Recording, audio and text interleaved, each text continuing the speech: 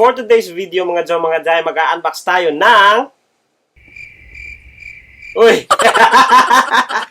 What's going on mga Joe, mga Jai? This is Mr. L, ang inyong pambansang Dudo.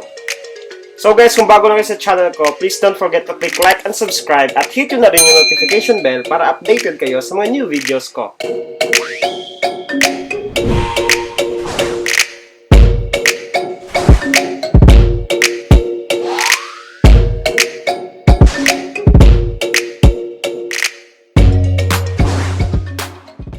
Alright mga Joe, mga Jai, so for today's video, mag-unbox tayo ng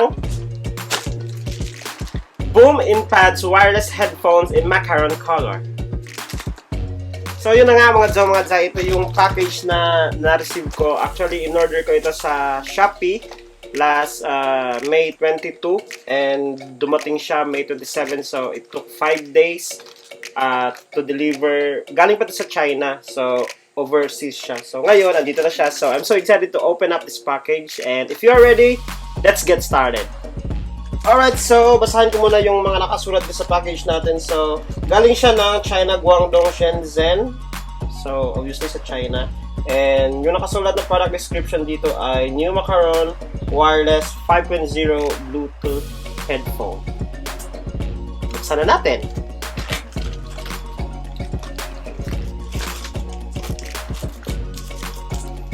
So guys, naka-plastic siya, so hindi siya mahirap buksan. Actually, mahirap pala. Antigas na plastic.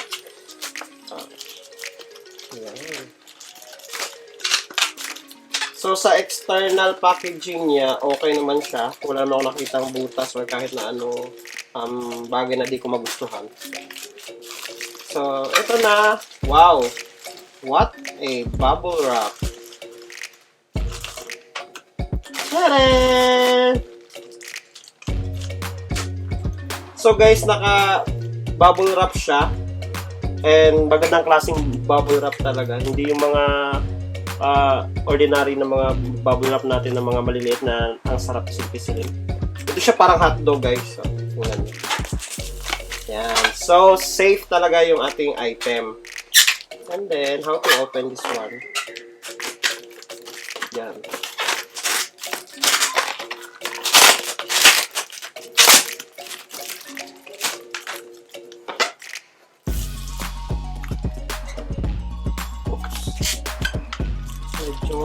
Medyo kumakapit siya guys. Ayan. Alright! So guys, bago ang lahat, amuin muna natin yung box. Para siyang amoy bagang guys. So ito na nga yung ating InPods Boom. Makikita natin sa box niya, nakasulat na InPods Boom Macaron. So nakasulat din dito, stereo headphones, wireless calls and music headphones, and meron din siyang micro SD player.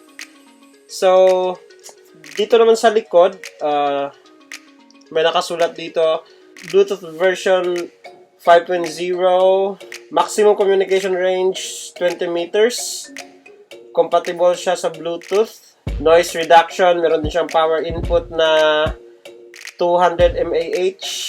So, basic parameters, model InPods Boom, battery capacity 400 mAh, talk time 10 hours, standby time 180 hours. Oh, talaga.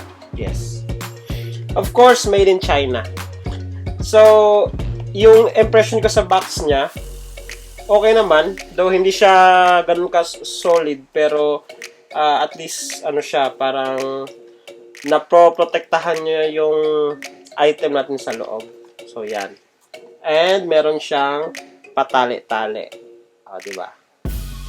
Yan. So, guys, available ang InPods Boom sa Macaron colors na blue, yellow, pink, and green. So, ngayon, buksan na natin para makita natin yung InPods Boom sa loob. Gamit na ako nitong card knife ko. Okay. Yan. Tadaan! This is my card knife. So,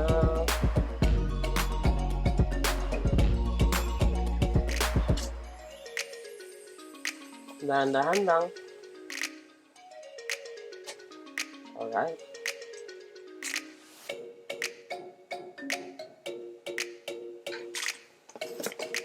So, ito na siya guys. Tan-taran! Oops. Oops. Okay.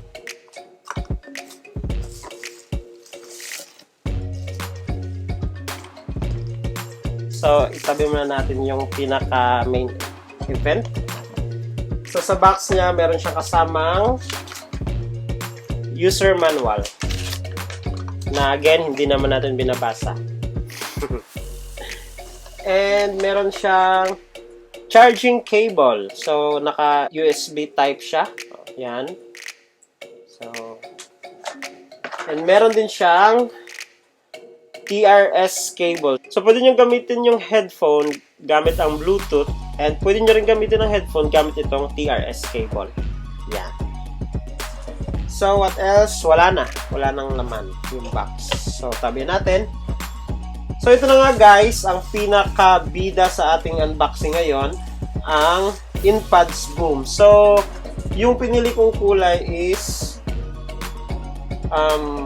Macaron Pink. So, yan. Okay. So, i-flip lang natin. Yun. Yan.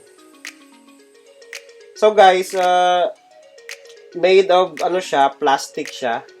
Pero magandang klase ng plastic. Tsaka yung finish niya matte finish, okay?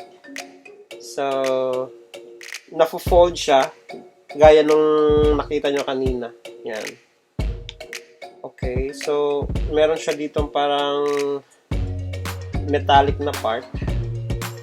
Yan. Tapos sa loob naman may foam siya. Yung kanyang earphone mismo is covered by itong foam na to. Yan. Okay. So, sa quality niya, okay siya. Smooth. Yan. Alright, so punta naman tayo dito sa mga buttons na andito sa ating InPods Boom. So, unang-una, meron siyang next button at saka previous button, ito. Tsaka, meron din makikita itong plus and minus sign. So, itong plus sign, pag i-long press mo siya, mag-i-increase yung volume niya. So, itong minus sign, pag i-long press mo din to, mag-decrease yung volume. So, guys, may makikita kayong dalawang maliit na butas. Yung isa, yan yung indicator na naka-on yung InPods Boom nyo. Yung isa naman, ito yung mic ng ating InPods Boom. And meron din siyang TRS na port. So, itong cable, itong TRS cable, kung ayaw nyo gumamit ng Bluetooth, kung gusto nyo through cable, dito nyo isasalpak yung TRS cable. Yan. Diyan. Next naman, meron siyang USB port para sa kanyang charging. And dito naman, ito yung power on and off niya. So, ito. Yan. Tapos, meron isang button pa dito. Ito yung pang play and pause ng music. And pwede rin siyang gamitin para pang answer ng call. Yan. And dito naman, meron siyang micro SD card slot. So, kung meron kayong mga songs na na-save sa micro SD nyo, pwede nyo isalpak directly yung micro SD nyo and magpi-play siya dito. Yung controls niya guys, or yung mga buttons niya is andito lang sa isang side. Dito sa kabilang side, wala na siyang mga buttons dito. So ngayon, let's try our InPods Boom kung gagana siya. So ipa-power on lang natin siya. Press lang natin yung kanyang power button. Yun. Oh my gosh. Yan. So, pag-press nyo sa power button, may maririnig kayong your Bluetooth is ready to pair. O, diba? Tapos guys, dito sa kanyang parang metal na to, may pailaw siya. Yan. So, nag-change yung ilaw niya. Maraming kulay. Wow. Ayos siya. See? Yan. Ito, try natin siya i-connect. So ngayon guys, itatry ko siya i-connect sa aking iPhone 7. On lang natin yung Bluetooth natin sa phone. Search natin yung ating InPods Boom. So guys, yung name ng InPods Boom sa Bluetooth natin is iBoom. Click ko lang yung iBoom. So meron akong narinig na the Bluetooth device is connected successfully. Alright, so connected na yung InPods Boom natin sa phone ko. So try natin mag-play ng music.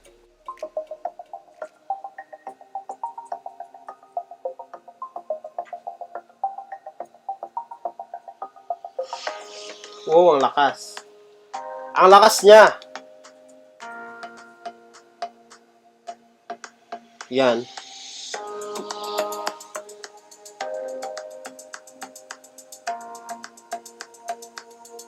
So, yung volume ng phone ko, naka-full siya. So, ngayon, i-try natin i-lower down yung volume gamit itong button sa ating iBoom. So, long press lang natin. Yan. So, nagdi-decrease yung volume. Yan. Then, i-try naman natin na i-increase yung volume.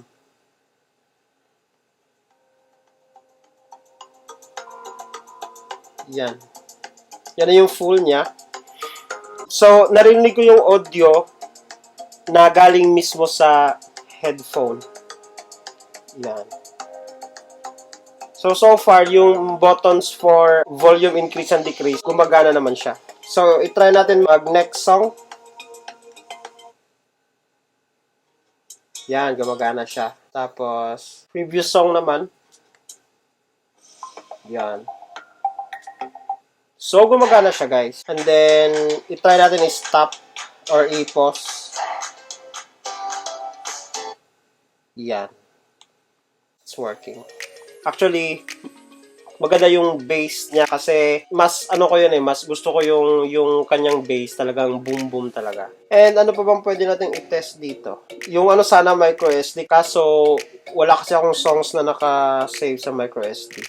Alright mga Jomade, so final thoughts ko para sa InPods Boom. Sa price niya na nag-range ng 650 to 700, para sa akin, sulit siya kasi maganda yung pagkakagawa and yung sound quality niya is okay naman. Depende rin siguro sa song, pero I like the way na yung kanyang output ng bass, talagang boom boom siya. So it's a check for me. And maganda siya kasi dual siya. Pwede siyang Bluetooth or pwede mo rin siyang gamitan ng TRS cable. So it's a check for me. And okay siya kasi magagamit mo siya to answer call kasi meron na nga siyang built-in na mic, so pwede mong i-answer ang call gamit itong InPods Boom. And it's a plus kasi nga, itong parang may metal na effect dito, itong merong lights na nag-change every now and then. It's a bonus kasi napakaganda niyang tingnan. Ina-in siya sa kapanahunan ngayon, lalo na sa mga pa-cool dyan. Yan, mga ganyan na mga effect. So for me, this item is Mr. L approved.